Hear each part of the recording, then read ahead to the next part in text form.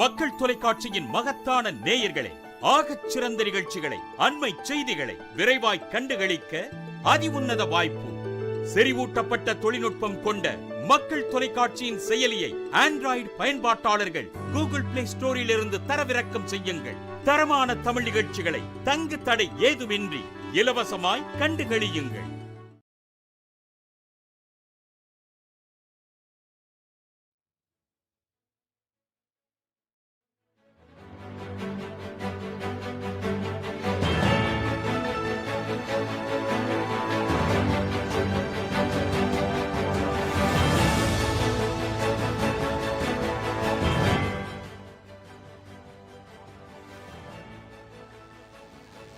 Good morning. Happy day. Every day at M.O.P is Women's Day, right? But it is particularly special when we organize something under the banner of the Center for Women's Studies, because this is a center that was carefully incepted a few years ago to celebrate us as women, celebrate womanhood, and find an opportunity to have the right role models inspire each one of you young women. And today's event is no such exception. Today we have a wonderful panel lined up, and these women will be sharing with you their success stories. A warm welcome to Dr. Sowmya Anbumani, President of Pasumai Thayagam, the NGO.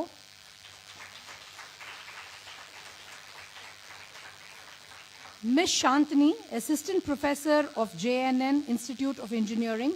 And no, she's not here to give you a lecture on technology. She's here to talk about her very, very special project called Kudugal. And I will allow you to listen to her story just the way I did a couple of months ago, and I was open-mouthed and in awe.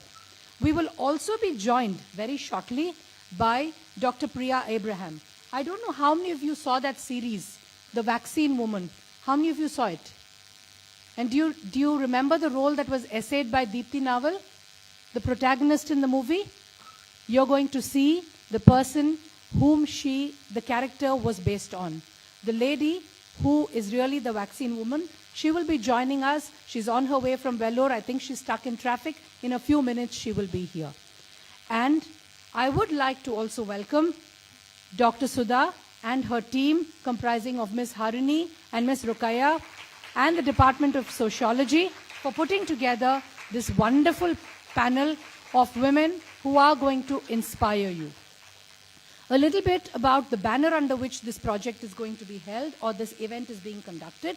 The UGC has nominated M.O.P. Vaishnav as one of the 100 institutions to do something called the Amrit Kal Vimarsh.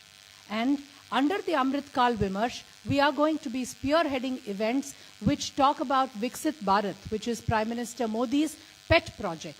And we have chosen one of the sub-themes called NARI SHAKTI, which means the power of woman, and we are celebrating that as we celebrate Women's Day today at M.O.P. Vaishnav College. A warm welcome to each one of you once again. Thank you, ma'am. I may now request the dignitaries to join the audience.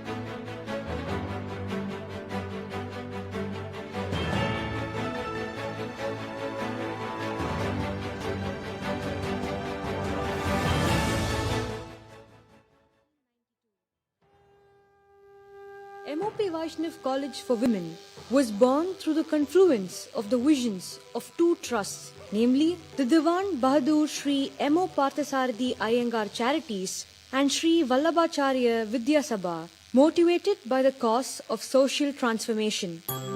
M.O.P. Vaishnav College had its auspicious beginning at an ideal location in the heart of Chennai, ++ grade in its 4th cycle. The college started its journey for the cause of women's education with just 3 programs, BCom, BBA and BSc Mathematics. In 32 years, the curricular portfolio has grown to include 17 undergraduate programs, 7 postgraduate programs and 3 research departments in the Department of Commerce, Communication and Media Studies and Management Studies. M.O.P. Vaishnav College for Women is committed to the empowerment of women by imparting holistic education through excellence in teaching methods, facilitation of learning and research. Over the past 3 decades, the college has acquired a stellar reputation for equipping women students with the knowledge, skills and various values necessary to meet the prevailing needs of industry and society. The college was bestowed with the prestigious The New Indian Express Think Edu Award 2020, the Best College Award for Quality Education in Tamil Nadu by the then Chief Minister Edappadi K. Palanisamy. M.O.P. Vaishnav College for Women constantly ensures that infrastructure conforms to the highest standards of quality, durability and aesthetics. State-of-the-art infrastructure, classrooms, laboratories, learning centers, halls and auditorium, all equipped with advanced ICT facilities, offer conducive environment for theoretical and practical learning processes. The library offers active information services and research support to a diverse population of users. Swadisht, a well-designed food court, provides students with a wide range of food options, inviting ambience, prioritizing cleanliness and hygienic environment to achieve an exemplary food court experience to the college environment. At Happiness Center, the college has an in-house counselor who takes care of the mental health of students on a one-to-one basis. In the pursuit of its policy of inclusive education, M.O.P. sources talent from the most remotest areas of the country. These students are trained, among other things, in sports and games. Sports activities are facilitated by the provision of appropriate venues and amenities. Tie-ups with sports grounds and a gym ensure exemplary support to student athletes for achieving maximum fitness, endurance and agility. M.O.P. today has representation in 28 sports and games. Anita Paldurai, M.O.P. alumna and basketball champion, was awarded Padma Shri for her achievement in sports. M.O.P. proudly felicitates Anita Paldurai and the several other sports athletes who have risen to fame over the years. The NCC Army wing of the college belongs to 1 Tamil Nadu Girls Battalion and the cadets have consistently performed well. CSUO Rakshana S has won the All India Best Cadet Gold from the Honorable Prime Minister of India, Shri Narendra Modi.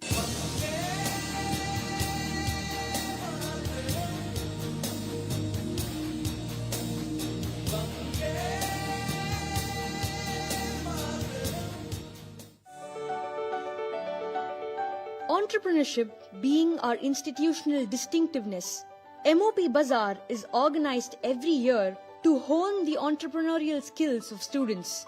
The college has organized its 25th Silver Jubilee edition comprising 70 stalls run by around 300 students and 30 alumni. M.O.P. Sansad, the student cabinet of the college, is a platform for students to exhibit leadership skills and develop organizational capabilities. A democratically elected student cabinet, M.O.P. Sansad plays an active role in ideating a policy governing campus life for students. The student cabinet comprises the Prime Minister, Deputy Ministers, and 140 members of Parliament who are chosen from among the student community. Regular student parliamentary sessions are held to review and redress issues relating to students. M.O.P. CRS, the community radio station of the college, caters to the needs of the community by curating a host of informative programs focusing on empowering women, entrepreneurship, development and skill training for lesser privileged communities.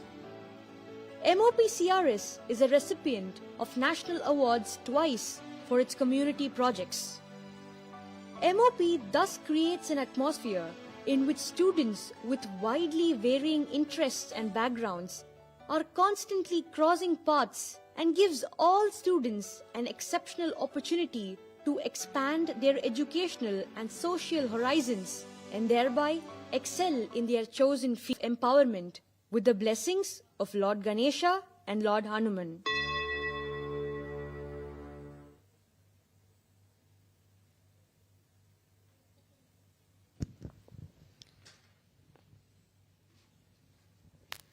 I request Dr. Sudhakrishna Kumar ma'am to introduce our speaker for the day, Dr. Sowmya Anbumani, the President of Pasumai Thayagam NGO. Happy day, everyone. It's such an honor to be introducing our special guest for the day, Dr. Sowmya Anbumani. She is a native of Chennai, but you know the roots, her roots have been in Kanchipuram, and her father, esteemed lawyer, and a mother, a sociology graduate. She also a sociology graduate and a PhD, a doctorate in sociology, and the daughter is also currently pursuing sociology in Stella Maris. So she's a sociologist in and out. Her upbringing in Melapattu village fostered a passion for rural issues and social justice, and inspired by her family, she pursued sociology, delving into topics like caste and politics. Later, she has embraced her mother-in-law's legacy, spearheading environmental initiatives and media projects alongside her husband, Dr. Anbumani Ramdas. Ma'am is a dynamic leader in environmental activism and empowered by her in-laws, particularly her father-in-law, Dr. Ramdas. And she's also established, and she's a co-founder and a lead for Pasumai Thayagam, which is a pioneering Tamil environmental monthly. And it's one of the few NGOs in India which have been accredited to Economic Social Council of the United Nations. With a passion for advocacy, she orchestrates impactful initiatives from organizing conferences, managing a satellite channel, which is also evident here. I think before ma'am came itself, the channel was here.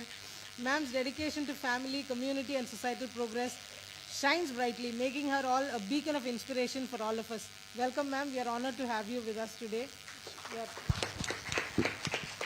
Thank you, ma'am. I request Dr. Sowmya Anbumani ma'am to take over the dais.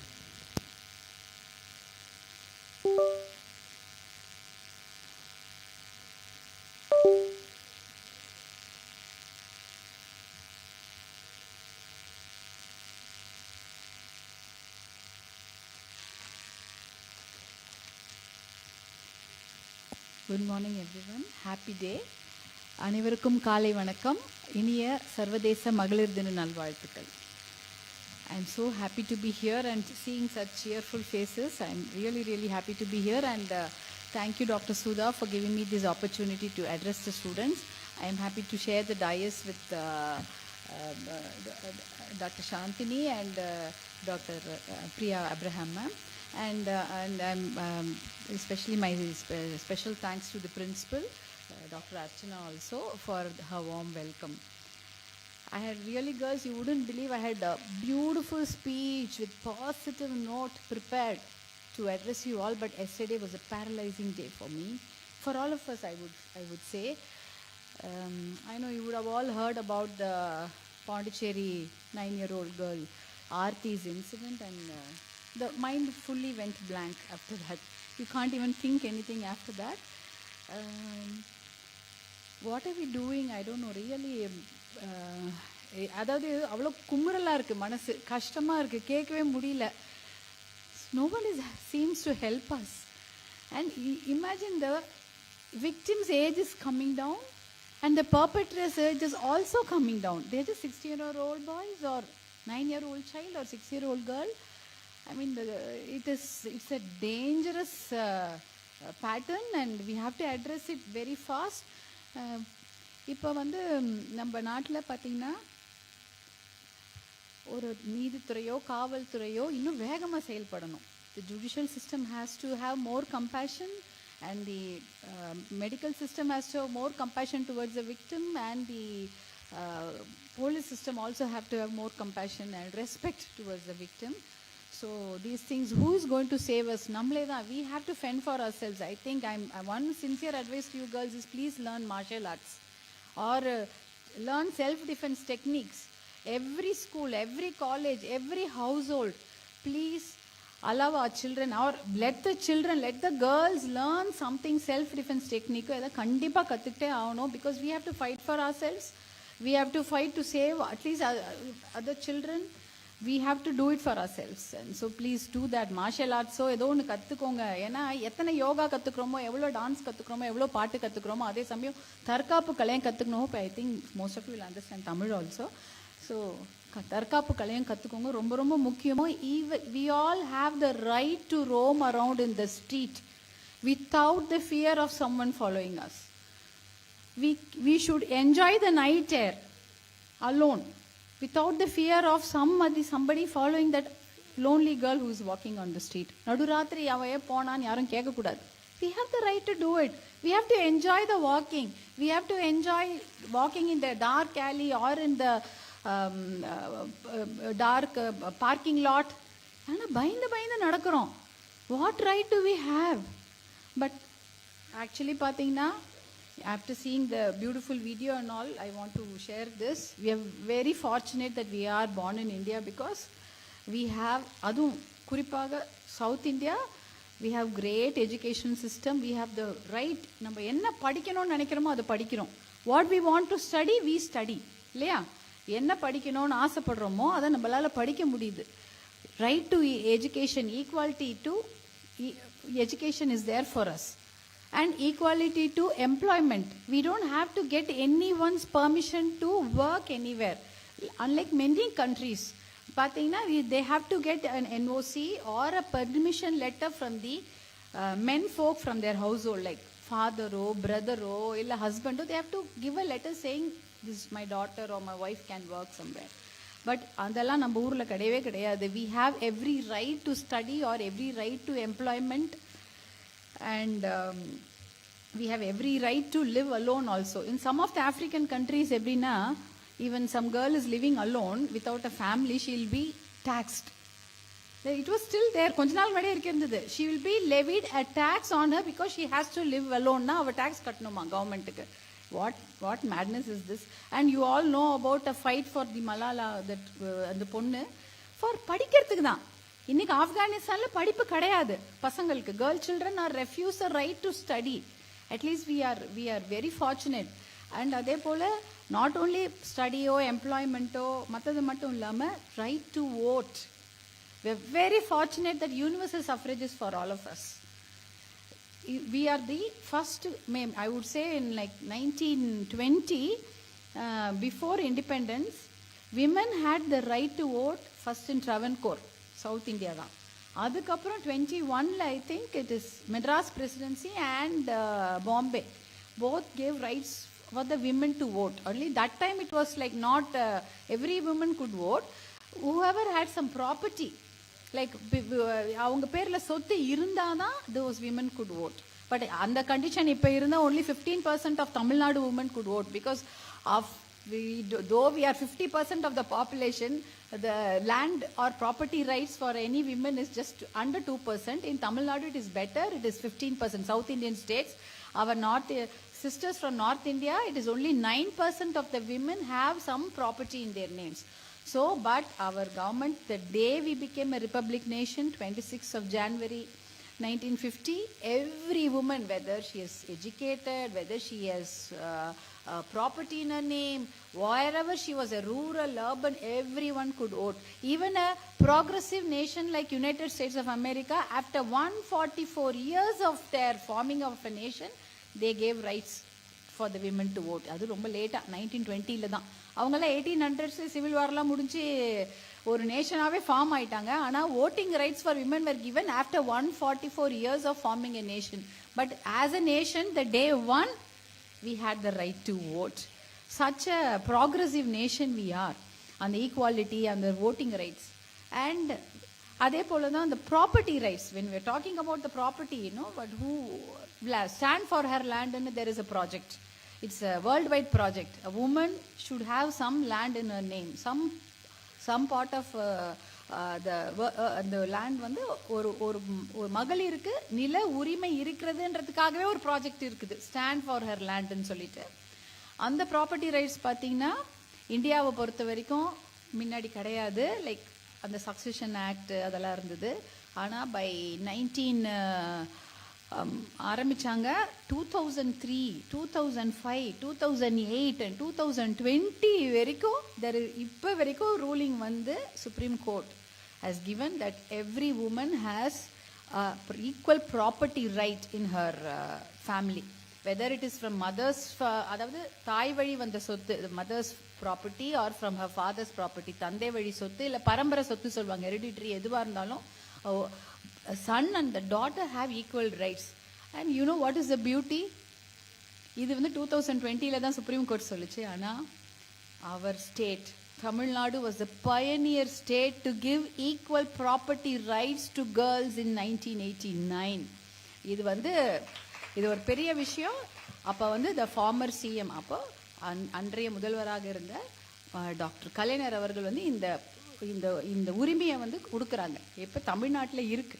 அன்னிலேருந்தே மகளுக்கும் மகனுக்கும் ஒரு குடும்ப சொத்தில் அவங்க 1989க்கு முன்னாடி பிறந்திருந்தாலும் சரி, அப்புறம் பிறந்தாலும் சரி, சம பங்கு இருக்கிறதுன்ற உரிமையை வந்து 1989 1989 தமிழ்நாடு அரசாங்கம் வழங்கிவிட்டது. இப்போதான் 2020 அதை வந்து அந்த மாதிரி ஜட்ஜ்மெண்ட்ல அப்ஹோல்ட் பண்றாங்க. So we are very fortunate that we are born in this country and a very progressive state like Tamil Nadu, where every right is given to women. And I wish we become the pioneer state in protection of women's rights and giving swift justice to POCSO victims also. அந்த விஷயத்துலயும் நம்ம தான் முன்னாடி இருக்கணும்ன்றதான் என்னுடைய ஆசை. நம்ம தமிழ்நாட்டில் வந்து இன்னும் அதிகமான ஒரு ப்ரொடெக்ஷன் ஆஃப் விமன் ரைட்டும் இருக்கணும். அதே சமயம் இந்த பாக்ஸோ விக்டிம்ஸ்க்கோ இந்த பாலியல் வன்கொடுமைக்கு ஆளாக்கப்படுற மகளிருக்கு விரைவான நீதியும் நியாயமும் வழங்க வேண்டும். அந்த விஷயத்திலையும் தமிழ்நாடு ஒரு முன்னோடியான ஒரு மாநிலமாக திகழ வேண்டும். ஏன்னா we have a beautiful 13-point agenda which was formulated by the former CM Madam Jayalalitha அவர்கள். You know about have you read about the 13-point agenda, any of you? Actually பார்த்தீங்கன்னா இந்த 13-point 13 அம்ச திட்டம் ஒன்று இருக்கு. அதாவது இந்த பாலியல் வன்கொடுமையால் பாதிக்கப்பட்ட மகளிருக்கு என்ன செய்யணும் அப்படின்றத பற்றி ஒரு அஜெண்டாவை வந்து அன்றைய முதல்வர் வந்து ஜெயலலிதா அம்மையார் கொண்டு வந்தாங்க. அதில் வந்து ஃபாஸ்ட் ட்ராக் கோர்ட்ஸ், அதாவது மகிழா கோர்ட்ஸ் மட்டும் இல்லை, fast track courts to process this special cases, POCSO கேசஸோ இந்த விக்டிம் கேசஸ்லாம் பண்ணணும். And every week or every day deliberations have to happen in court for 3 months. Before the end of the 3rd month அவங்களுக்கு அந்த perpetrator, அந்த criminals, அந்த monstersக்கு உடனே தண்டனை கொடுக்கணுங்கிறது இருக்கு. அண்ட் இன்னொரு இதுல வந்து sensitization of the police personnel, sensitization of the medical personnel and sensitization of the judiciary to treat the victims with compassion and respect. அதுவும் இருக்கணும் அப்படின்றதெல்லாம் அந்த 13-point அஜெண்டால இருக்கு. ஆனா எல்லாமே பேப்பர்ல இருக்கு, இன்னும் நடைமுறைப்படுத்தப்படவில்லை. It is all in paper. Then what's happening? அதனால தான் சொல்றேன், எல்லா ரைட்ஸும் நமக்கு கான்ஸ்டியூஷன் கொடுத்துருக்கு. அவர் constitution has ensured our rights. Our judicial system has ensured our rights. But in actual reality, are we safe that way? No. And the reality, appa, where are we staying? We are all in this. We are staying amongst ourselves. நம்ம சொசைட்டில தான் வாழறோம். as a sociology student, you know where we are. We live in this society. அப்ப சமுதாயத்துல தான் அந்த பிரச்சனை இருக்கு. அதுக்கு என்ன காரணம் அப்படின்னு நீங்க அலசி பார்த்தீங்கன்னா, what is the reason behind so much of protection, so much of rights we've got through our country, our constitution, our judiciary, our எல்லாமே இருக்கு, சட்டத்திலயும் இருக்கு. But what has happened? What went wrong that we are not able to walk alone at night? We are not able to protect our girl children. What went wrong? Only 2 things I would say: alcohol and drug abuse. இது ரெண்டு தான் main reason. Because increase in all these things, இந்த போதை பழக்கமோ மது பழக்கமோ இது வந்து அதிகரிக்க குற்றங்களும் அதிகரிக்கிறது அப்படின்னு தான் நம்ம சொல்லணும். ஏன்னா இப்போ யோசிச்சு பார்த்தீங்கன்னா இந்த போதை பழக்கமோ மது பழக்கமோ இது எல்லாமே இப்போ வந்து பரவலாக இருக்குது. It is prevalent everywhere. Educational இன்ஸ்டிடியூஷன்ஸ்லையும் இருக்குது, வெளியில் இருக்குது, எல்லா இடத்துலையும் மேல் மட்டம் கீழ் மட்டம் வெளியில் கிராமம் நகரம் எல்லா இடத்துலையுமே வந்து இந்த substance abuse is there. And how do we tackle it? Please say no for the first, even if it is the first time, say no to it. Girls or boys, I am saying the same thing. Boys illa, but irunalum same advice hold good for the boys also. I have 3 daughters. அவங்களை எப்படி வளர்க்குறேன்னா அதே தான் உங்ககிட்டயும் நான் சொல்கிறேன். 3 என்னன்னா say no to something. No means நோன்றது படிக்கிறோம். Not only for girls telling the boys, but for girls telling girls also the same thing. No means no. வேண்டான்னா விட்டுடுங்க. Even don't succumb to the peer pressure. Friends வந்து சொல்கிறாங்க வெளியில் போகணும் இல்லை சாப்பிடணும், அப்படி இருந்தால் தான் அது ஒரு பெரிய சந்தோஷமாக இருக்கும் அப்படின்னா ப்ளீஸ், அப்படிப்பட்ட ஃப்ரெண்ட்ஸு அவங்க உங்களை புரிஞ்சுக்கலான்னு அர்த்தம். The friends they will understand. If you don't like something so let it be like that. பிடிச்சிருந்தா ஓகே, பிடிக்கலன்னா பண்ண வேணாம். That is the only thing we want to cease. நோனா விட்டுருணும், ஃபஸ்ட்டே விட்டுடுங்க. Even for the boys it's whole same good. ஒழுக்கமோ இல்லை இன்டெகிரிட்டியோ பேட் ஹேபிட்ஸோ இல்லை இந்த மாதிரி all the succumbing to the substance abuse இது எல்லாமே வந்து for both gender it is the same. வீட்டில் கூட make sure you say no to all these things and say yes to respect. You train your வீட்டில் in your household you train your brothers or you train your sons. One day you'll all become beautiful mothers and you'll all be a career woman and managing your households. அப்போ கூட you bring your children that way. எப்படின்னா everything holds equal. அன்பாக இருக்கட்டும், மரியாதையாக இருக்கட்டும், ஒழுக்கமாக இருக்கட்டும், நல்ல குணமாக இருக்கட்டும், பொண்ணுக்கும் ஒன்று தான் பையனுக்கும் ஒன்று தான். நைட் பார்ட்டிங் பொண்ணுக்கு இல்லைன்னா பையனுக்கும் இல்லை.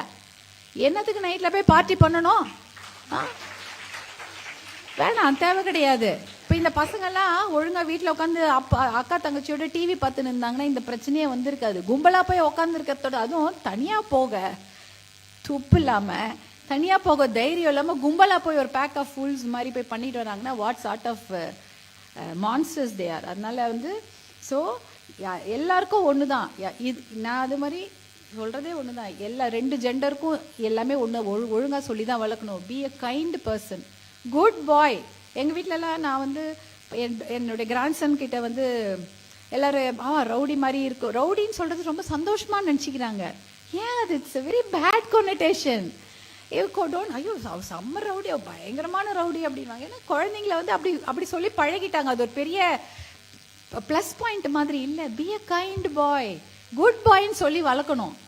அப்படி சொல்லி வளர்த்தா தானே அட்லீஸ்ட் இந்த ஜெனரேஷனில் விட்டு அதை அடுத்த ஜெனரேஷனில் பிடிக்கலாம் இல்லையா? இனிமேலாவது அந்த பாய்ஸ்க்கு நம்ம வந்து be a good bye, B a kind bye, be a decent bye, give respect to elders. வீட்டில் எல்டர்ஸ்க்கு மட்டும் இல்லை, to your sister, to your daughter, to your friends எல்லாம் சொல்லி வளர்க்கணும். ஏன்னா வீட்டில் தான் அது மெயினான விஷயம்.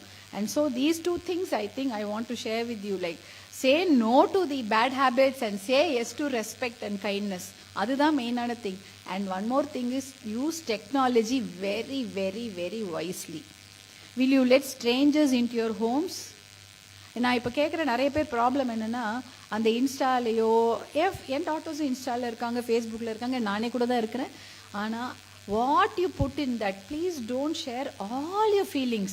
If you're fighting with your mother or you're fighting with your friend or you're fighting with your husband, please don't put it in there, because that makes you vulnerable for others to come into your lives. யார் அவங்கன்னு பார்த்தீங்கன்னா your friends கசினாக இருப்பாங்க. then why did you give friend request accept பண்ணீங்க? ஏன்னா you don't know your friend properly, then how will you know your friend's cousin also, or if they are friends. So be very very careful in who you let into your social book pages, because 100 people may be good, maybe 2 of them will be rotten apples, and they will only follow. They will only, when they will know that you're there somewhere alone, or you're there going celebrating a party, or outside with your just friends, அப்போ வந்து that cyber stalking might happen, and emotional blackmailing might happen. whatever happens, please, one first logical step is to tell your parents first. வீட்டில் அம்மா அடிப்பாங்க, அப்பா won't understand. How do you expect your parents to understand all these new things? ஒன்றுமே புரியாது அவங்களுக்கு. நீ ஏன் அவங்க வீட்டுக்கு போன, நீ ஏன் நடுராத்திரி போனன்னு கேட்பாங்க. பக்கத்தில் இருக்கவங்க, ஆமாம் அந்த பொண்ணு கிழிஞ்ச ஜீன்ஸ் போட்டுன்னு போகும்போதே எனக்கு தெரியும்னுவாங்க. எடுத்த உடனே ஜட்ஜ் பண்ணிடுவாங்க. ஆமாம், கிழிஞ்ச ஜீன்ஸ் போட்டால் என்ன வேணால் பண்ணலாமா? Is that right? Who gave that right to all the boys? Just because someone is dressing like this or someone is walking like that or someone is dancing like that, no one gave the right to the boys or anyone to touch the girls. So அப்படி இருக்கும்பொழுது everyone will judge you, everyone will, ஃபேமிலியாக இருக்கட்டும், நெய்பர்ஹுட்டாக இருக்கட்டும், ஃப்ரெண்ட்ஸாக இருக்கட்டும், எல்லாரும் judge பண்ணுவாங்க. But be very very brave. There is no option but being brave. All the girls தைரியமாக இருக்கிறத தவிர இப்போ நமக்கு வாய்ப்பே கிடையாது. தைரியமாக இருக்கணும். ஒரு 2 மாதம் வெளிலையும் போக முடியாது, அப்பா அம்மா திட்டுவாங்க. ஏன்னா உங்களுடைய வீடியோ வெளியில் வந்துடுதோ, இல்லை பசங்க வந்து சைபர் ஸ்டாக்கிங் பண்ணி தொந்தரவு பண்ணும்போது மன உளைச்சல், த டிப்ரெஷன், தட் படிப்பில் கான்சன்ட்ரேஷன் எதுவுமே பண்ண முடியாது. But at least you feel free to tell your mother or your cousin sisters or your sisters or somebody who is close to you. Somebody will try to help you. அது வீட்டில் முதல்ல. ஆனால் first logical step family கிட்ட சொல்லிடுங்க. அவங்க கிட்ட கூட நீங்கள் திட்டு வாங்கிக்கலாம், ஆனால் வெளியில் போய் எதுவும் மாட்டிக்காதீங்க. இது வந்து நான் எல்லா காலேஜ்லேயும் சொல்கிறது தான். இதை தான் என் பொண்ணுங்களுக்கும் நான் சொல்லி வளர்த்தேன். எதுனாலும் என்கிட்ட சொல்லிடுங்க, எவ்வளோ பெரிய தப்பாக இருந்தாலும் நான் காப்பாற்றிடுறேன் உங்களை அப்படின்னு. அந்த மாதிரி விஷயந்தான். ஸோ அப்படி அந்த மாதிரி நிறைய விஷயங்களை வந்து ஃபேமிலி கிட்ட சொல்கிறது தான் முக்கியமான. So you trust your family first, then every one else. அவங்க அடித்தா கூட பரவாயில்ல, திட்டினாலும் பரவாயில்ல, நான் ஒரு 2 மாதம் வெளில கூட வர வேணாம், 1 வருஷம் படிப்பு கூட தடைப்படும், பரவாயில்ல, whatever happens. And never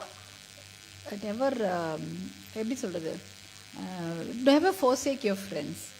some attitude இருக்குதுன்னா that means a call or it's a serious cry for help தான் நான் சொல்லுவேன் சம்டைம்ஸ். ஸோ அப்போ வந்து ஃப்ரெண்ட்ஸை கூட ஜட்ஜ் பண்ணக்கூடாதா, she'll be like that, don't call her names by that's what it happened to her. No, அதெல்லாம் வந்து ஒரு ரீசனே கிடையாது. That is not at all a reason for something bad happened to anyone. So stay with your friends and help your friends. அந்த மாதிரி யாராவது கூட இருந்தாங்கன்னா, அந்த மாதிரி யாராவது பிரச்சனையில் மாட்டினாங்கன்னா, listen to them first, because sometimes they might tell you, you can infer something from their words. So listen to your friends and try to help them. And இதெல்லாம் வந்து டெக்னாலஜியை வைஸாக யூஸ் பண்ணதெல்லாம் உங்களுக்கு நான் சொல்லியே தர வேண்டியது. You're all technically very very well versed and all those things, but how to use it wisely. உங்களோட அட்வான்டேஜுக்காக அதை இருக்கணுமே தவிர it should not be disadvantage for all of you. அது ஒன்று தான். No one has the right to violate our privacy. இப்போ sometimes I feel sometimes when reading some of the judgments பார்க்கும்போது பார்த்தா ஒரு sometime back the rapist was advised to marry the girl. What is this? I was so shocked. வரலாற்று சிறப்புமிக்க தீர்ப்பா இதுன்னு நினச்சிக்கிட்டேன். ஏன்னா imagine the trauma the girl would have gone through and marrying the criminal also again. Once again she'll be twice subjected to the trauma. அப்போது வீடு கொள்ளையடிக்க ஒருத்த வர திருடன்னா அவங்ககிட்ட வீட்டே எழுதி கொடுக்குற மாதிரி தானே இது அர்த்தம். அந்த மாதிரிலாம். But times have change. I remember one girl refused to do it. Even the judge said, please go ahead and marry that boy. And she said, no, you give him punishment. I don't want to marry. அப்படின்னு சொன்னாங்க. So all these things, no one has the right to violate your privacy. And everyone, all your girls, I am very happy to have met you today. And in conclusion, only one request from all of you. ஒரு சின்ன வேண்டுகோள். I will end it with politics, but don't be afraid, I'm not going to talk about elections a lot. You learn politics. You should, as educated women, everyone should be aware of politics. United Nations is specifying in teenage itself, the children should know about politics so that they know what's happening in their lives and who their leaders should be, how they can lead the nation. So you can all become leaders. You can all become, politics is not a dirty word. Please, அது இல்லவே இல்லை. அது because of politics only we are able to have equal rights here. That's what I would always say. Politics இருந்ததுனால தான் இன்றைக்கி நம்ம equal ரைட்ஸோடு ஏதோ உட்காந்து படிக்கிறோம், ஓட்டு போடுறோம், வேலைக்கு போகிறோம், நல்லா இருக்கும். அந்த பாலிடிக்ஸ் கூட இல்லைன்னா அது கூட இருக்காது. ஸோ அரசியல்ன்றது ரொம்ப ரொம்ப நல்ல வார்த்தை. அதை நீங்கள் கற்றுக்கொள்ள வேண்டும். படிச்சுக்கோங்க, தெரிஞ்சுக்கோங்க. நிறைய விஷயங்களை நீங்கள் தெரிஞ்சுக்கிட்டீங்கன்னா அன்றாட வாழ்க்கையில் என்ன நடக்குதுன்னு உங்களுக்கு புரியும்.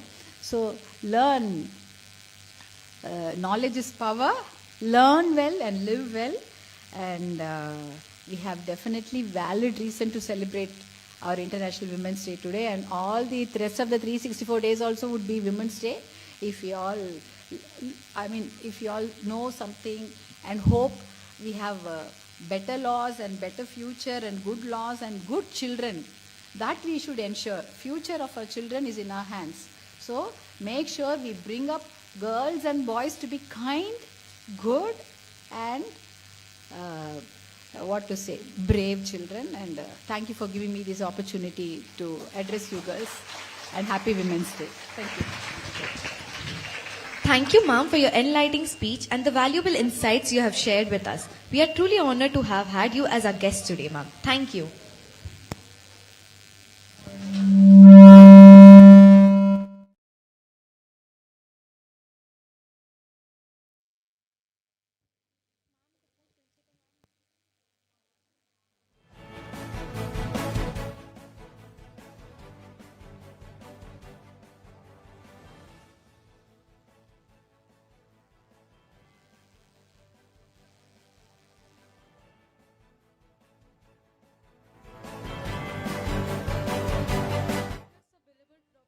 Dr. Archana Prasad ma'am to felicitate Dr. Priya Abraham ma'am.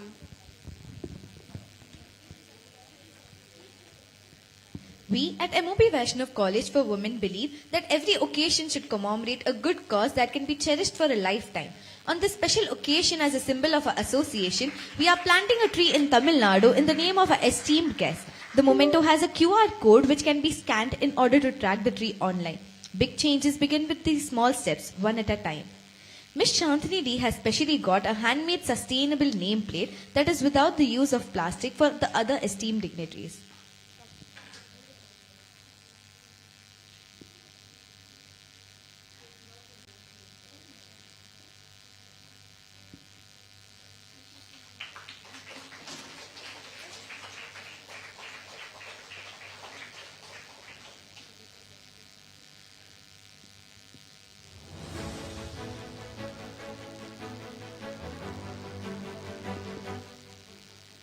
Thank you, ma'am. I request Dr. Sudha Krishnamurthy ma'am to introduce our next guest for the day, Dr. Priya Abraham, virologist who waged the war against the COVID-19 virus and also the director of National Institute of Virology. Happy day again. Dr. Priya Abraham is an Indian scientist, medical doctor, and one of the leading virologists in the country. Dr. Priya hails from the Kottayam district in Kerala, and she's earned her MD and PhD in biology from the Christian Medical College, Vellore.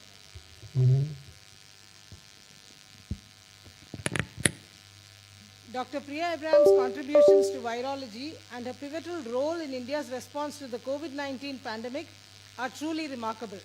From her early work on hepatitis and human papilloma viruses to her leadership in identifying and isolating the first sample of SARS-CoV-2 in India, she has demonstrated expertise and dedication to public health. As the director of the National Institute of Virology, Pune, she played a crucial role in managing logistics for testing kits and monitoring the emerging variants, contributing significantly to India's efforts to contain the spread of the virus. Her recognition as a fellow of the Indian National Science Academy further underscores her exceptional achievements and the esteem in which she is held within the scientific community. We are so honored to have you on this day, ma'am. Please, you can.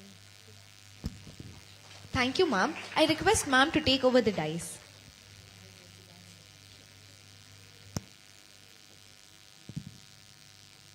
Good morning, Dr. Archana Prasad, esteemed members of the faculty, Dr. Sudha, who was after me to attend this function, my invitees to this program, and last but not the least, you young people seated here in this auditorium.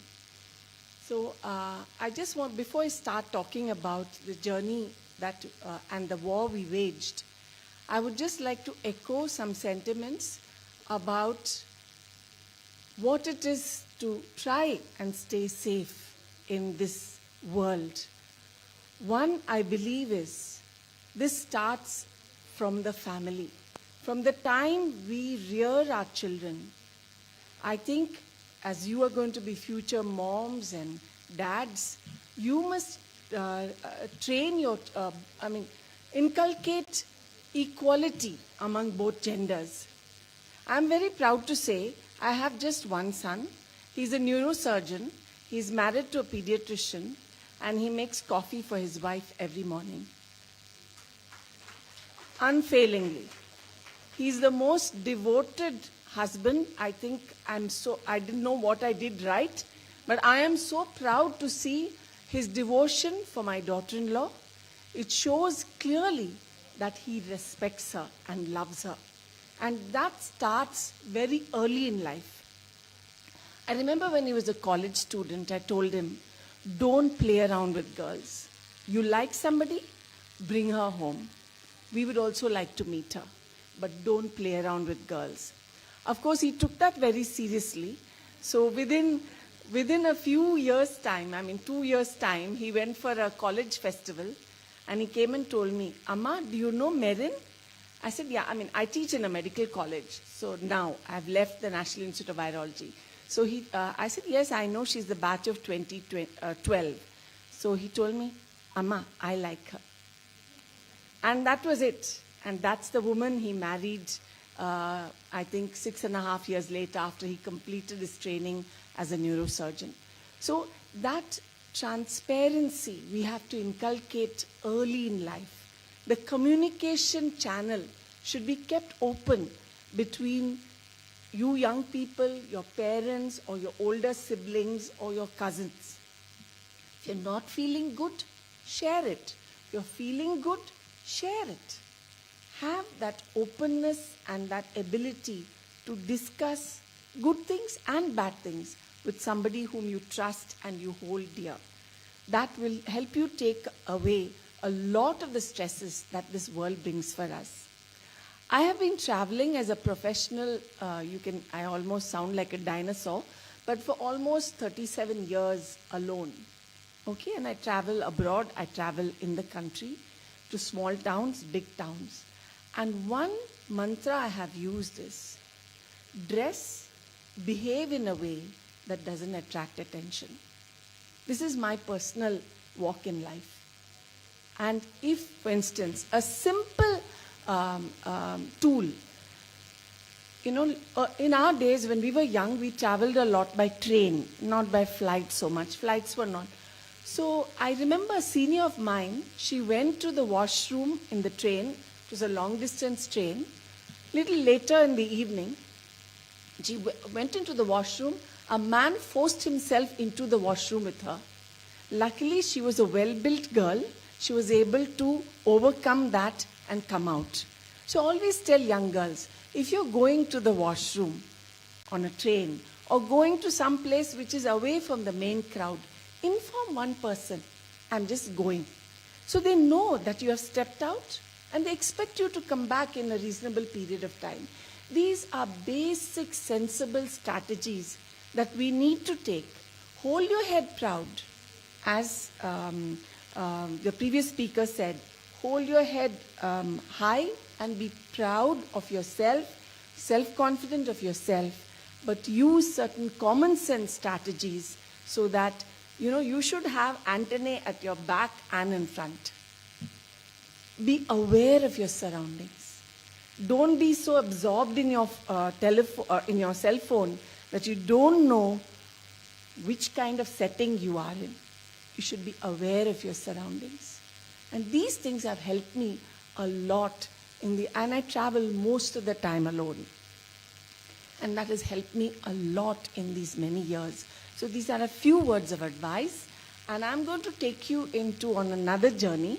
This is a slideshow about how women in India can make a difference, even during a terrible pandemic that we just have been limping away from. So I don't have do you have a control on the slides? Or? I'll just have to say next slide, next slide. Okay. So, as you know, this pandemic, irrespective of rich or poor nations, have brought every nation to its knees. And crisis and conflict usually affect the people who are most vulnerable, whether it is wartime, whether there is clashes, whether it's civil war.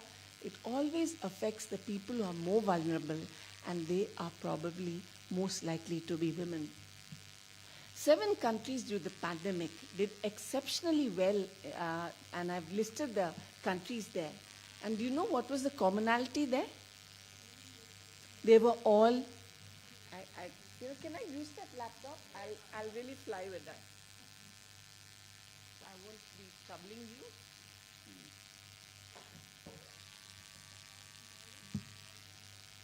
Or shall I move the podium back?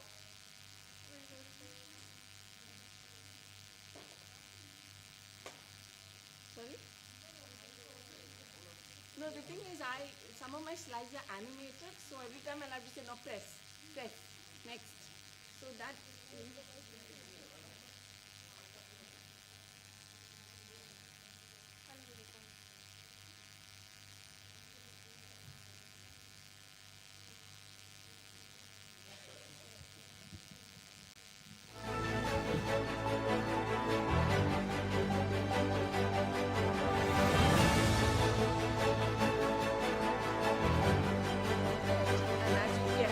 They were all led by women. Now, this is not just an emotional take I'm taking on the eve of International Women's Day. There are certain reasons why these countries did well. Typically in leadership, and this topic is on women leadership, we always imagine a leader has to be aggressive, loud, pushy, very virile and masculine. But all these women did exceedingly well, and they had certain commonalities and style which really was a winner even in the stress of the pandemic. And what could that be? They had empathy, they were serious about their job, and they were innovative. They had humility, they had caution. I spoke to you about caution. And they had a personal touch. What has helped me really lead the institute in the peak of a pandemic was that I had a connect with every security, even the Mali in the institute. I had a connect with the lady who cleaned my office, the guy who brought me my post. Connect with people, that's very important. The ability to demonstrate that I can handle it no matter what. Show your self-confidence, as was told. Don't hide it. Focus on families, children, and those who are weaker than you, vulnerable people, and show your compassion. Show that you have an integrative approach to bring people together in society. And also, in the case of these leaders, people could figure out that irrespective of what was happening to each of those countries' economies, these leaders were very clear that people mattered more and decisions had to be made quickly and decisively, even if it means having a lockdown. And importantly, we don't have to be hesitant because we are women. If we feel strongly about something, we are not to delay, not to compromise, and be very clear in our messaging in what we want to say. So in our own country, I don't want to just talk about the world at large. In our own country, this was something that came out in the print in April 2020. There were examples in the government who made an amazing contribution to the pandemic. And if I were to go to the World Health Organization, which is the global authority on health, we are very proud to see Dr. Sowmya's name right up there. She was the chief scientist in WHO. Many of you would have heard her speak. She spoke clearly, very convincingly, and she was erudite and knowledgeable about what she spoke. So let us take on the world with the knowledge we need to acquire and speak about it clearly and in no ambiguous terms. And there are many other examples of scientists in WHO, some of whom I know personally, who are excellent women, are not compromising about what they believe in. So we should not compromise. If we believe in something, say it, act it out, and show by your actions. And I just want to spend a little time on the one group of unsung heroes, our frontline workers, namely the nurses. India has about 3 million nurses, and 90% of them are women. And during the pandemic, they were our frontline posts. They were there next to the patient in their, personal protective equipment. Some of them fell sick, caring for people who were on the brink of death. And on a global scale, if you look, women make up 70% of this healthcare force. And when they did their duties, I'd like to remind you, many of us feel crushed by peer pressure, by, I've got the wrong days in the month. Or, we get so overawed by things which are seemingly trivial. These are women who had many psychosocial, emotional, professional challenges. Some of them even lost their lives. Of course, less women lost their lives during the pandemic, but they were facing a war of sorts, not with weapons, but facing a war during the time of the pandemic. And they just persisted. They went back to work, knowing fully well that they're going to be putting themselves at risk. So sometimes take on the world. Let's not get overwhelmed by trivial things. We should set ourselves goals and take on the world. And these are other examples of very eminent people who had an impact on making COVID vaccines and therapeutics. Kathleen Carrico, she won the Nobel Prize for mRNA technology. It's her technology. And mind you, when she first wrote research grants, they were rejected, and she even got demoted in her position. But finally, it was her technology that was the nidus for the Pfizer and Moderna vaccines, the best vaccines in the world, that came from her. And I believe success will come to you when it has to come. She was given the Nobel Prize for her mRNA technology. In the interest of time, I won't speak about others. These are different examples. I again want to tell you about the sheroes in our country. The sheroes in our country are ASHA workers. Have you heard of ASHA workers? You're all familiar. These ladies go out to the most far-flung part of our country. They go there to check the birth record, the nutrition needs, the health needs of the people in the community. And during the pandemic, they not only did this, they had to do more work, like taking travel history, check temperature, do contact tracing, and also go and give vaccines to people. I think there were some iconic images during the pandemic where there was a man on top of a haystack, and the ASHA worker goes to that man to give him the vaccine. He's sitting in the periphery of a village. So, these are women we need to celebrate. And if you ask me, these are women we should be inspired with. They don't have the education. They don't have the, the comforts, the other good things that you and me enjoy. But they do their work diligently so that they're able to take healthcare into the most remote areas of our country. And I think if we really honor them, not that anybody is present here in this, any of them is present in our room, let's give them a round of applause. So now I'm coming into the story of the pandemic, and I was working under this larger organization known as the Indian Council of Medical Research. It's 27 institutes, got into battle mode, but there's one institute, and these are the women, all the scientists who have contributed in humongous ways during the pandemic from ICMR. But there's one institute that really did a lot of things, and I'm going to focus only about the things the women did of this institute did during the pandemic.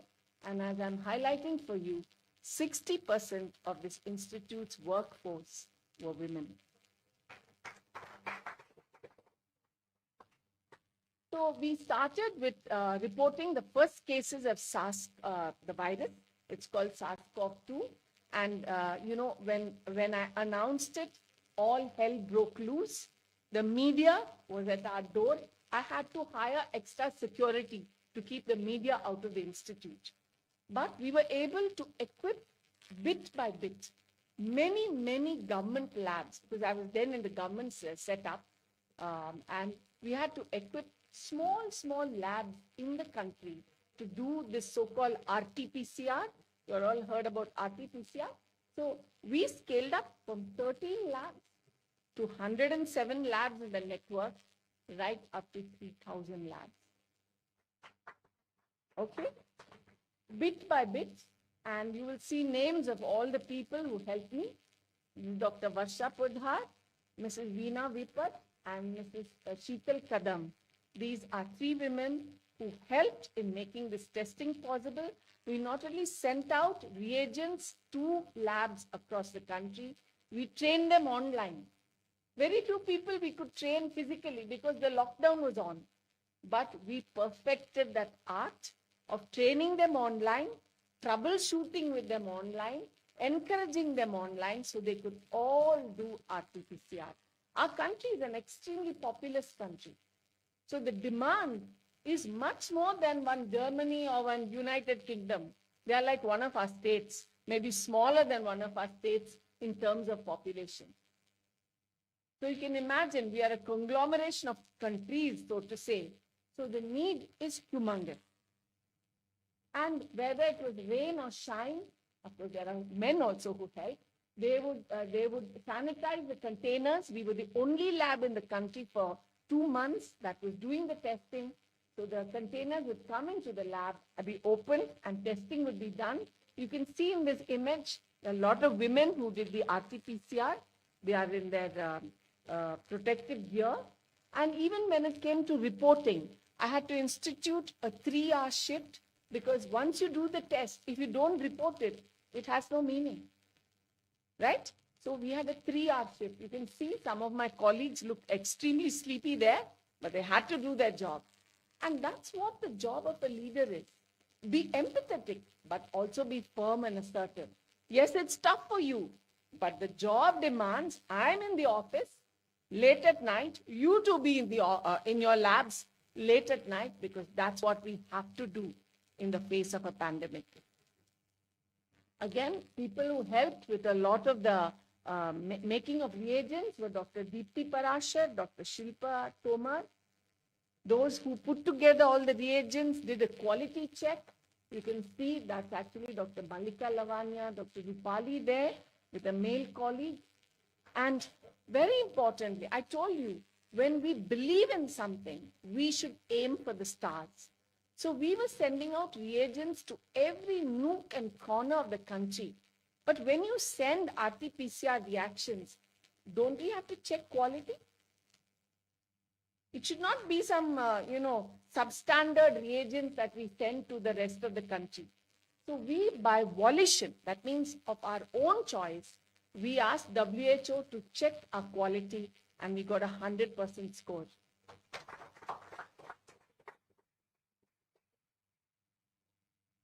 Again, I thank Dr. Malika Lavanya, Dr. Rupali Bachal. And over the next few months in the year 2020, we sent out 6.4 million RT-PCR reactions, even to Northeast. The lockdown was there. The Indian Air Force would help us. UDAN would help us. The Highway Authority of India helped us. When you're on a mission, and when they know you are very clear about what you want to do, and you want to serve the people, your fellow men, people will come to help you. And all these forces came to help us to reach these reagents even to maybe Dimapur in Nagaland. It went to every part of the country. And this is about self-reliance, or what we call Atmanirbharta. Now, by May of 2020, the whole world was doing RT-PCR, and good quality reagents were no more available from international sources. India had to keep on testing. You may recall, test, treat, that was the mantra. So to keep the testing going, we had to improvise. So many companies came forward with making their own RT-PCR reactions. So we at the National Institute of Virology tested them. If they were good, we gave them a certificate so they could commercialize. If they were not so good, we handheld them, helped them to improve the product. So India became self-reliant. We didn't have to get reagents from Germany or UK or China. We managed on our own. That is also the ability to tap our own strength, which is there amongst all of you in our country. So, dive deep.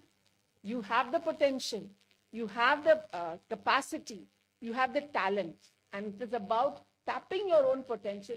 Here, we were able to make Indian kits up to mark so that we could continue to do the testing. Again, I thank Dr. Kavita Lole and Dr. Vaishav. In the midst of all this, I used to keep telling my colleagues, in Hindi we used to say, आप लोग एक civilian फौज है. That means you are a civilian army. There's no time to rest. So in the middle of this, my boss in Delhi tells me, there are many Indians stranded in Iran. This was February, March of 2020. Please send a team so that you can test and repatriate our Indians, our students, our pilgrims, our tourists who are stuck there, bring them back to India. And that was a time in Iran where people were dying like flies. If you go back to the file pictures of February, March 2020, there were black body bags lined up like this. And my boss told me, send your staff to Iran. Of course, my first reaction was I threw a tantrum, I must confess, because I feared for my staff. What will I tell their family members if they pick up the infection and don't return to India? But they were very gracious. They said, Madam, we will go. I remember when I said bye to them, I must confess, my eyes were all misty because I was really, really frightened that will anything happen to them? What will I answer to their family members? But by God's grace, we were able to repatriate about 2,280 Indians back to India.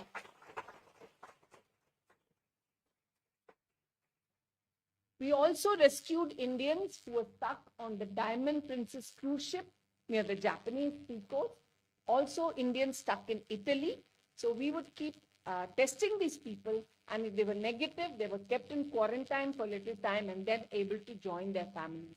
So this, the flight will come at 1:30 a.m. in the morning. By 9 o'clock, and these are thousands of samples, not 5 or 10. By 9 a.m., my boss in Delhi will say, result tayar hai kya?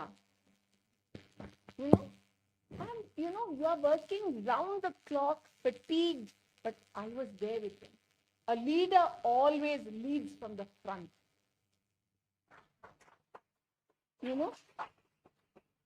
You take the brickbats, you take the shoutings and the galis you may get from Delhi, because you have to be with your team when they are being forced to do, extraordinary things in a very short period of time. These are some ladies. These were ladies from administration who helped me with the procurement of reagents and, equipment so that we could enhance our testing. We also went into the community to take blood from those who had been infected with the virus. So when we went into the community with that, that gown completely covered, people would run. Because usually they associate that with a doctor, and if they're coming to a patient, that patient is infected. So people had these huge fears about, if next door doctors are coming to that house, they've got infection, you know, let's not go anywhere there. So there was a lot of community pushback, but we triumphed over that, and we were able to actually prevail during the thick of the pandemic and collect sera and do a number of serological tests to develop our own antibody assay. This is the antibody assay that we developed. It was called the Kavach ELISA. Kavach in Hindi means shield. So we called it the Kavach ELISA, and this was used for many of the national sero surveys that we did in India. We developed that, and for that I thank one of our scientists who worked very hard, Dr. Anita Shete. And we also studied what was the immune response to the virus. How was the body responding in terms of immunity to the virus? And for that, I thank Dr. Anuradha Tripathi. And you all have heard about the virus variants. Everybody talks about the variants. So basically, the virus is undergoing mutation at its, you know, every virus has got its messaging in the form of DNA or RNA. This is an RNA virus. So when mutations happen in that RNA string, the virus changes its makeup, protein makeup.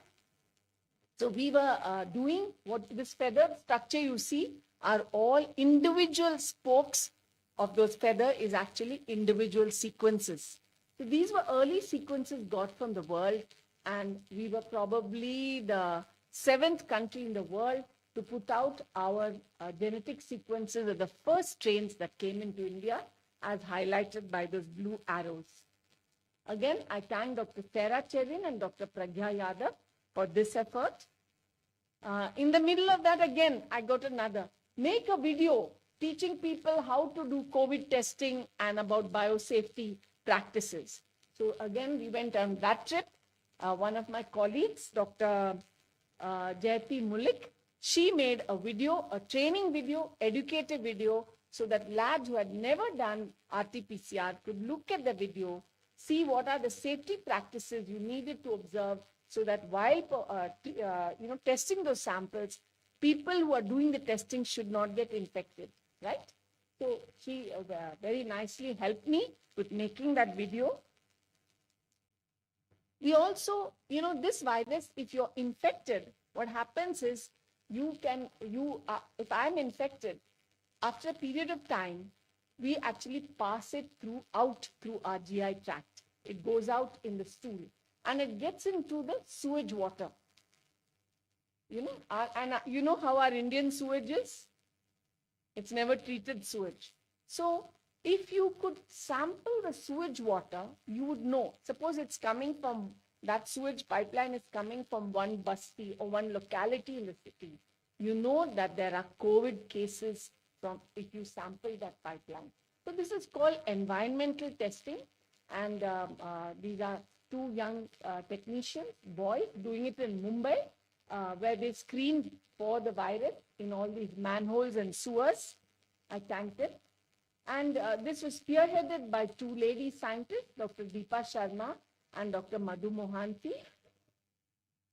We also had to sign many MOUs, Memorandum of Understanding, and also MOAs, MTAs, Material Transfer Agreement with company.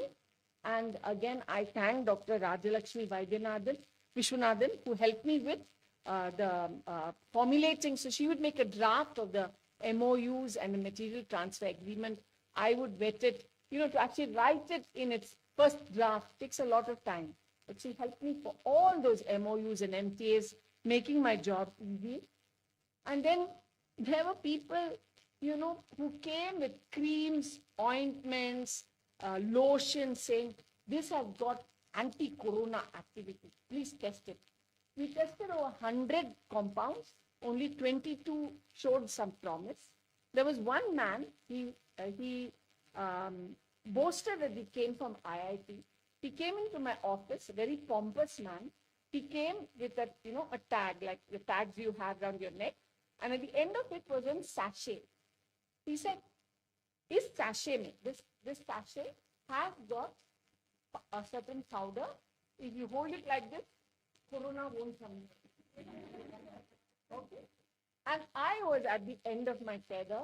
I used to get a lot of politicians calling him, lot of political pressure to test all kinds of things.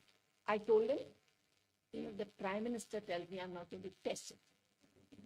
Okay, but we are all laughing about it. This man apparently was somebody very influential. It went all the way to the top, and somebody said, should we ask her to walk? I would have walked happily. I anyway had a job to come back to CMC Vellore, but there's a limit how ridiculous you can get. But that was the kind of pressure we need. I'm telling you that mainly. I was not deriding our Prime Minister. All I was saying is, even if a top authority told me, this is ridiculous, and I can't waste my time, checking sachets, having antiviral property. So I say this story from that vantage point. And again, Dr. Jayati and Dr. Pragya helped me in this effort in testing all those compounds. Some of you may recall that during 2020, those who had coronavirus, their blood was being taken and the serum was being used to treat people who had fresh corona infection. Everybody will go to the blood bank, give their blood, and that serum would be used. So that was becoming a bit, difficult. Everybody who has corona becomes one victim, or, they'll bloodlet from them and use it to treat people. So companies came forward and said, we can actually inject this virus, inactivated virus, kill virus, into horses. And horses are big animals that produce a lot of antibodies. And we actually use this technique in anti-snake venom. When we want, suppose somebody, you must be knowing about anti-snake venom. We source it from horses. So 7 companies came and said, madam, we can do this, we can make it for you. So they would take it and give it back to us for testing. We did this even for Serum Institute of India. You can see the repeated inoculations into horses. And finally, you have a titer which is 10 lakh units. Can you see at the bottom? And it's very high levels of antibodies. But unfortunately, when we did a human trial, this did not work out, was not found to be useful in human beings. So why I say this story is, sometimes in our pursuits, be it in science or the arts or humanities, all our efforts may not give us success. But never be discouraged. The job for you is to do what you think is important. And it may not work out to be good. So be it. Move on. Okay? Every time you can't get a 5-star rating. Life is not like that. Okay? Life is ups, sometimes a few downs. The trick is to actually, I think my voice will carry still. The trick is to actually, get up and continue in our journey. Not to be overwhelmed by temporary failure. That's what I'd like to say. We also established biorepositories in our institute, keeping all these samples because for future research. And again, I thank Dr. Mallika Lavani and Dr. Vaishav Pudhar. And here begins the prelude to the vaccine story. Now, to really understand a virus, you need to be able to grow it. Viruses don't grow on blood agar or any inanimate surface. They need a living system to work on, to grow in. So we made a lawn of cells and we kept adding virus to different lawns from different animal origin, human origin. And finally, after several weeks of effort, I think on March 13th, we were able to conclusively say that we are able to grow the virus in vitro, but in a living system. And that, it's called a cellular monolayer or a lawn of cells. Like we talk about the green lawn outside, a lawn of living cells. The virus, if you put in some cells, it will grow. And what you're seeing here is the lawn. And there, can you see gaps in the lawn? The gaps on the right side depict that the virus is growing and disrupting the lawn. So that was the beginning of our future efforts toward the vaccine. We were able to grow the virus up. So the Bharat Biotech International Limited in Hyderabad, they heard about our successes and came forward to us and said, will you help us make a killed virus vaccine? And that is the Covaxin, some of you may have heard about. So will you please help us make this vaccine? So they took the virus from us, took it to Hyderabad. They inactivated with a chemical known as beta-propiolactone. They gave it back to us to check whether the virus is really killed. And then we started the next arduous part of our journey, where we looked at whether what does this candidate vaccine do to animals. See, when we make a candidate vaccine formulation, can we jab it into humans? No. We don't know the toxicity. We do not know the safety features of that new vaccine. We do not know how good an immune response it will trigger. So typically, before a vaccine comes to you and me, it has to go through what we call preclinical trials, where it goes through animal models. We inoculate into animals, see the toxicity, the safety, and the immune response. And if it's favorable, we first started in hamsters. I'll show you pictures. Then we came to rhesus macaques, which are really the monkeys you see here on the screen. They are called macaques because monkeys are closer to us in evolution, right? So we did it in monkeys. And when it got a suitable response, we said, we took it to the regulators in Delhi, and we were able to say, yes, we are ready for human clinical trials. Okay, so vaccines are not, usually this takes 10 years to make, but this was a phenomenal situation during this pandemic. We took less than 1 year.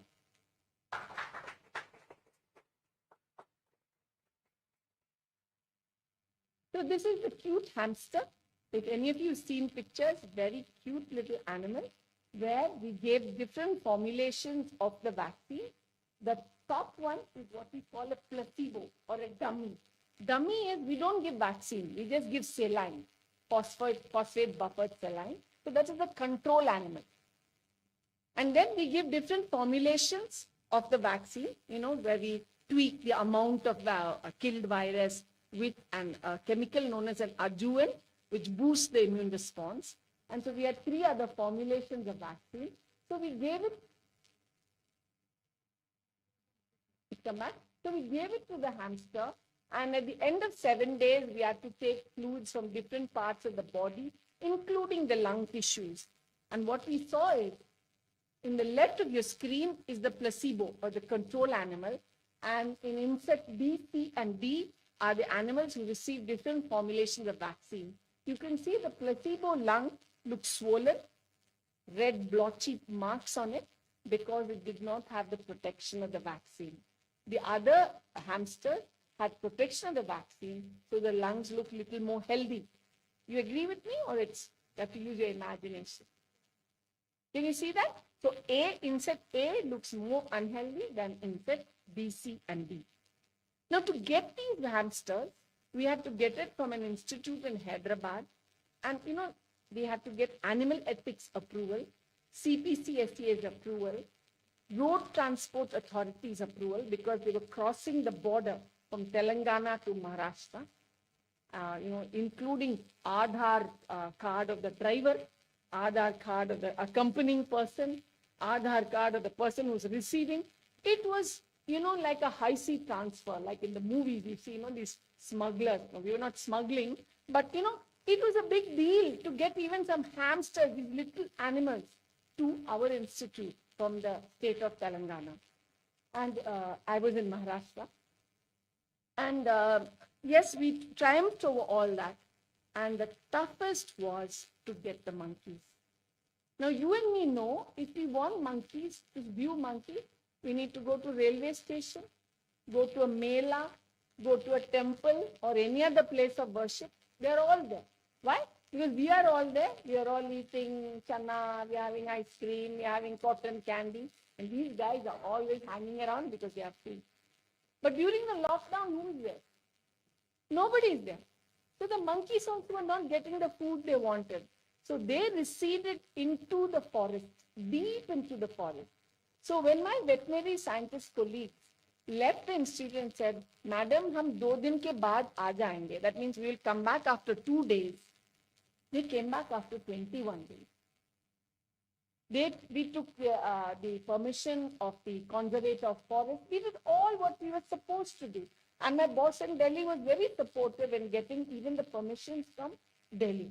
But there were no monkeys. So they actually, again, if you see the state of Maharashtra, it goes like this and then it keeps Telangana. And Pune is almost closer to Mumbai on the west coast. They traveled almost the entire width of Maharashtra, almost at Telangana border, they got the monkeys. So it took 21 days, and every day my boss in Delhi would call, Mila hai kya? You know, have you got the monkeys? Why aren't you starting the experiment? You know, and of course he's a cardiologist, so he could never understand that, you know, when you do experiment, you need to actually quarantine the animal. Check out whether the animal has got any background infection before you introduce a new infection into the animal. But, you know, that was another small war I had to wage to make him understand that, you know, I'm a laboratorian and a medical person. So I could understand both sides of the coin. So I tried to explain to him, and of course, he understood and he's very supportive during that period. So when we got the monkeys, again, they got the different formulations of the vaccine. And on the 7th day, we got all the body fluids and tissues. And again, you will see, oops, I don't know whether, okay, before I go to that.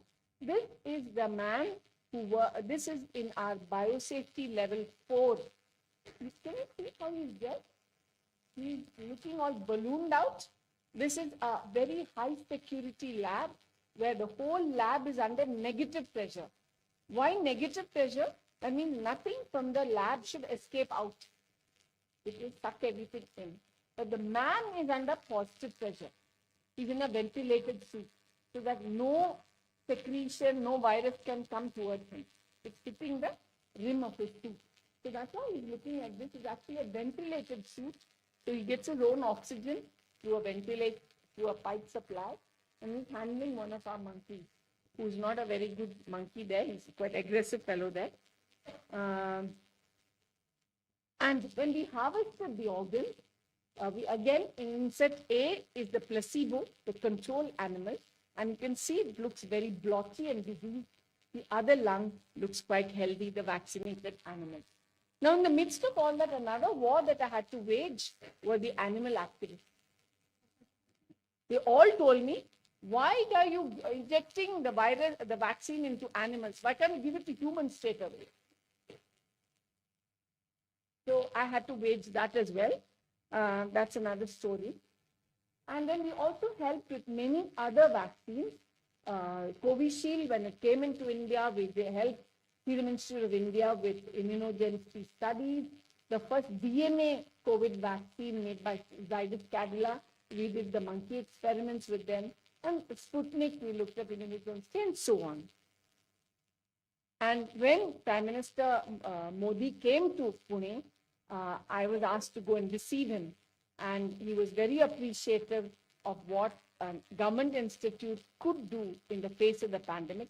He was actually coming to Serum Institute of India, which is a private institute. But he was happy to see the face of the Indian government organization trying to do its best. In all these animal experiments, I particularly want to acknowledge Dr. Sri Lakshmi Mohandas, a veterinarian. Any of you have seen the movie, you will see she's the one who's getting stressed out, saying, I'm going to die, I'm going to die. She didn't say that, but all dramatized in the movie. But this is Sri Lakshmi Mohandas, again Dr. Anita Shetty and Dr. Priya. Sorry. And you know that we spoke about variants, first wave, second wave, third wave. and we were monitoring all those waves. You can see in the far right, dark grayish green, that is the Omicron, appearance of Omicron. And the big blue in the right is the very bad Delta variant that killed a lot of our fellow men in the year 2021. We also grew many of these variants. In fact, we were the first country in the world to grow up the Alpha variant, the first country in the world to grow the Alpha variant. We also mapped where the Delta variant had gone. Those green colored segments in those pie charts is the Delta variant that spread all over the country. I thank Dr. Vaishav, Dr. Sarah Cherin, Dr. Priya Yadav for this. And to summarize, we established testing. We detected the first cases for India. We shipped out RT-PCRs to several labs, providing training and handholding. We validated several reagents to make India self-reliant. We repatriated Indians. We trained labs through videos. We isolated virus, including variants. We made our own indigenous antibody assay. We set up antiviral testing. We provided live and inactivated virus to make host immunoglobulin. We studied the immune response from various variants. We did these preclinical, which is the hamster monkey studies for vaccines. And we continued our genomic surveillance. In the discipline I am in, we are really like an army that never sleeps. We are always looking for variants. Okay? So that's why I try to encourage my colleagues saying, we are civilian army. We don't have uniform, but we have a role to protect our nation. Okay? And this was all possible because I had fabulous teams. Come again? Fabulous teams.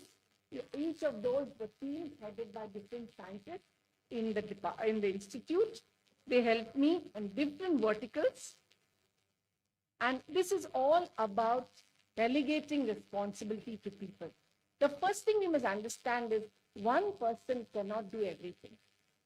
Create teams. Understand your team. Understand the strengths and weaknesses of your colleagues. Bring out the good things from your colleagues, and they will be a dream team. I also want to thank my secretarial staff. They were not my secretary. They were my family. So when in Pune, I was honored by the Rotary, they said, please bring your family. And I was alone in Pune. My family was in Vellore. I took these ladies. They were my family. Please Google Deepika Chaudhary. She's actually a bodybuilder. She won prizes for India. And she used to tell me, the girl in the center, tell me, ma'am, any media person, anybody messes with you, I'll break their jaw. And this is the women. You can see this is the time of the pandemic. This is celebration of womanhood. So let us never feel we don't have a role to play.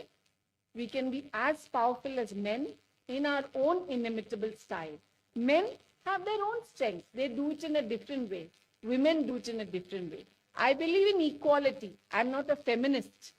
But I would like to say that there is a pride. There is something to be very proud about doing it in a woman's way.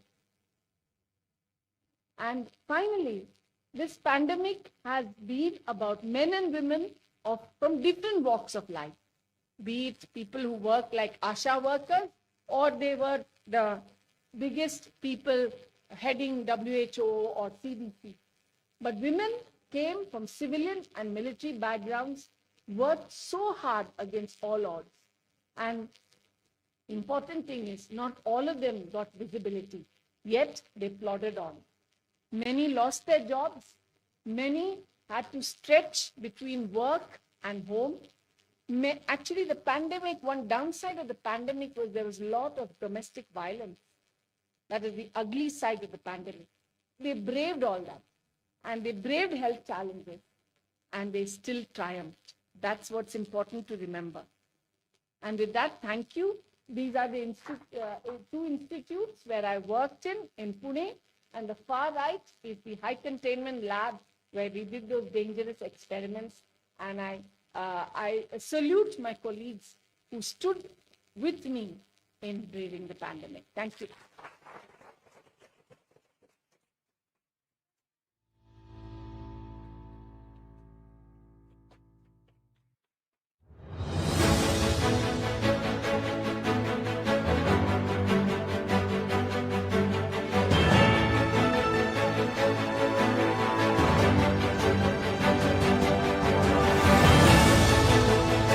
To you, ma'am, for gracing us with your presence and sharing the valuable insights with us.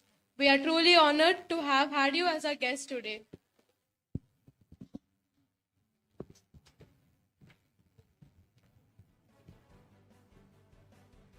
Next.